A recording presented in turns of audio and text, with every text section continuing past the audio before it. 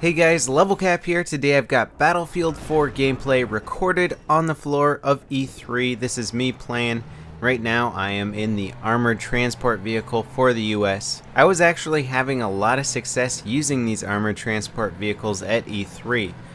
They take quite a few RPGs to take down, and as long as you keep your eyes out for people with C4, you can usually mop up quite a few infantry kills.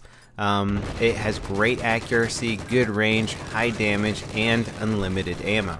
Now, even though there's been a lot of footage of live streaming Battlefield 4 and people posting stuff on their channels, there's still plenty of questions about the game, and I wanted to address a bunch of those today.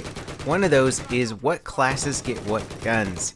Now, we had some sort of speculation about carbines being useful for all classes, but there's more information to it, and I finally got the exact information out of a developer. Okay, so here's how it works. Recon classes can use any sniper rifle that's available. Support classes can use any machine gun that's available. The assault class can use assault rifles. Carbines are now universal guns. Shotguns are universal guns. PDWs, also known as SMGs, are universal guns. And there is now the designated marksman rifles, DMRs. These are sort of like what an SKS would be in Battlefield 3. In the Battlefield 4 Alpha, the RFB is designated as a designated marksman rifle, and that is a universal weapon that any class can use. So if you want to be the support class with a gun that's highly accurate, semi-automatic, and can take down guys at long range, then you can. It's pretty cool. It gives you a lot of versatility in how you want to set up your classes. Other weapons that we might find being classified as DMRs would be the M14, the FN FAL, the AR-10, and the G3A3. Those could all be DMRs and universal weapons. So it remains to be seen how Battlefield 4 is going to classify the new guns, but I think we're going to have a lot of customization and versatility with the classes. Other things that have been basically scrutinized and analyzed from the alpha footage of Battlefield 4 have been losing the ammunition that's left over in your magazine when you reload. Now, Battlefield 3, when you reload and say you have 10 bullets left in your magazine, those bullets go back into your ammo pool and you don't lose them. But some of the guns here in the Battlefield 4 Alpha, if you have those 10 bullets in your magazine, you hit the reload button, those 10 bullets are gone forever. So you can actually burn through your ammo really fast. If you say take 5 shots, reload, take 5 more shots, reload, take 5 shots again, all of a sudden you're out of ammo. I have noticed, and I'm watching back my own footage, that some guns do discard the ammo in your magazines and some guns do not. I noticed that pistols don't seem to really discard the ammo in your magazines. I don't know what DICE plans on doing with this. I got a few different answers from different devs. Frankly, I think they're probably not decided on which direction they want to go with the whole reload situation. You'll notice here that my AK-5C has a kind of cool looking blue camo on there. There's a whole list of camos that you can apply to any gun. I assume that once the final game comes out, there's going to be an order of unlocks, and maybe you have to unlock them for each gun, or once you unlock them, they unlock for all guns. But the camos, I will say, are not outlandish. They look pretty cool. They have some kind of digital or hexagon pattern camos, but none of them are like neon pink or neon green, anything crazy. They all look like something you might actually find on a modern day battlefield.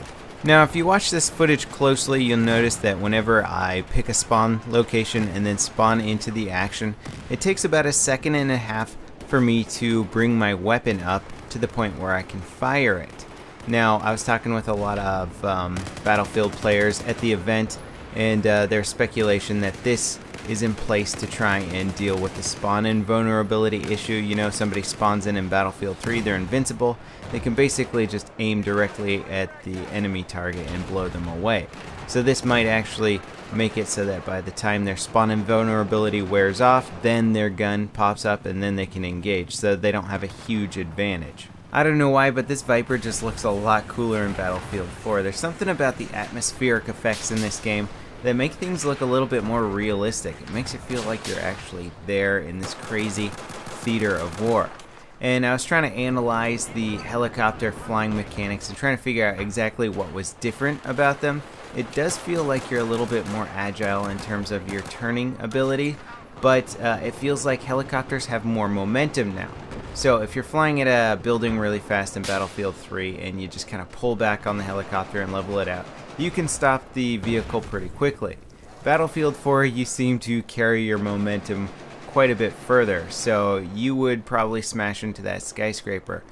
You can't fly quite as crazily as Battlefield 3, or maybe you can, you just really have to be aware of the momentum situation. In layman's terms, you're just going to have to hit the brakes a lot sooner in Battlefield 4 than you do in Battlefield 3. Now, I got to play the game for maybe 8 different play sessions of 15 to 20 minutes each, and I found that I was ending up enjoying the support class a lot more than I have in previous Battlefield games. This here is the the Ultimax 100, and it's a great machine gun. Very easy to control. The real life one has awesome recoil compensation mechanics to it. Got a vertical foregrip on here if I need more accurate hip fire or moving fire. And of course the support class, you can rearm yourself with ammo, and that does seem to be a bigger issue in Battlefield 4 than before. So hopefully there's a lot more ways to get ammo in this game, or perhaps people are just going to need to switch kits or pick up kits off the ground more frequently than in Battlefield 3.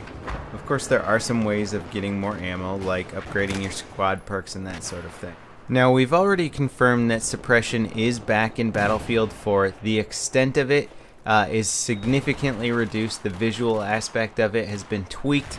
It's far, far less annoying. I talked to everybody who played the alpha, and people were just not annoyed with the suppression mechanic at all.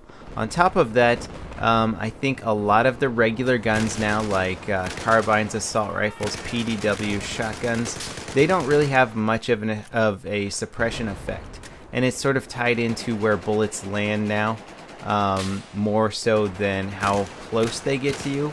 However, guns like light machine guns and sniper rifles will suppress you if the bullets pass near your head. So light machine guns and sniper rifles have better suppressing effects than the other weapons. This makes classes, again like the support class, much more effective as anti-infantry classes and for laying down supporting fire. So that's it for the news tidbit today. I got a lot more information, a lot more data that I kind of need to analyze and go over.